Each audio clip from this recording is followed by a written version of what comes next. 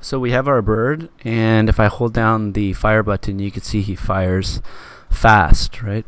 The first problem here is if I hold down the fire button and he's firing fast, and then I move by pressing the S button, then it stops firing, right? And why is that? It's because this is saying when the space key is pressed, and when I press it, it's registering the space key being pressed. But then once I hit another button, then now it's registering the S key being pressed, and this no longer happens, right? So it stops creating clones, and yeah. So the first thing we want to do is we want to fix that, and the way we're going to do that is we're going to use the same technique that we used to move the bird. That's by using the repeat until. Under operators, we're going to use the not operator.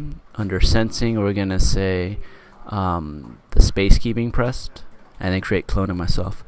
So what is this going to do? This is saying when the space key is pressed, keep on creating clones until the space key is released, right?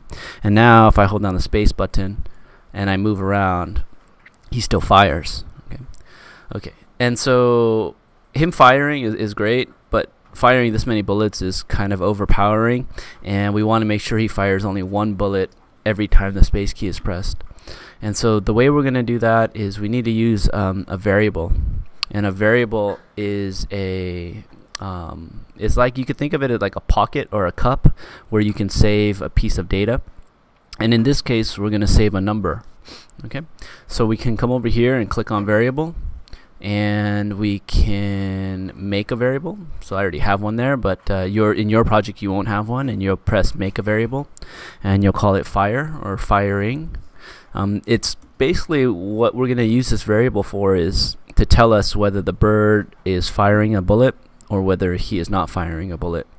And when he's firing a bullet, we're going to set it to 1, and when we are not firing a bullet, we're going to set it to 0. So let's see. So first thing we want to do is set it on the green flag, right? Set it to 0 on the green flag.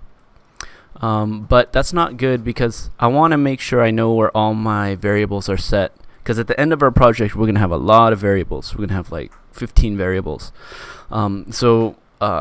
To have like one variable set here in the bullet, another variable set here in butterfly 3, another variable set here in cloud, it's kind of confusing, right? So we want to make sure that we initialize them. That means we create our variable and set it to its first value. We want to do that all in the same place. So I'm going to do that all here in backdrops. So if I click on backdrop, I'm going to initialize all my variables right here under the green flag. So I'm going to say set firing to 0 there. I'm going to go back to bullet, and I am going to say if around the clone. So only create the clone if firing is equal to 0. Okay, so that'll be true the first time, right? Because firing is equal to 0. I start the game on the green flag, firing is equal to 0. When I press the space bar, firing is equal to 0, and it's going to create a clone of myself, right?